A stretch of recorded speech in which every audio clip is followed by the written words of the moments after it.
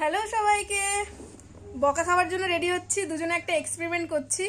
আমার হেয়ারের উপরে একটা কালার অ্যাপ্লাই করা হচ্ছে। এই এক্সপেরিমেন্টগুলো যদি না করি তোমাদের উপরে কীভাবে অ্যাপ্লাই করবো সেই জন্য নিজেদের উপরে আগে করে নিচ্ছি। ব্যাপারটা হচ্ছে কেমন কি আসে সেটা পরে তোমাদের সাথে শেয়ার করছি। ওনার নেই, এখন আমরা যা ইচ্ছা খুশি করে নিচ্ছি। কালকে বর্দি আসলে দুজনেই ঝাড় খাবো। কেমন লাগছে বল এক্সপেরিমেন্টটা করে? লিটারেলি খুবই ভয় লাগছে, জানি না কিরকম আসবে।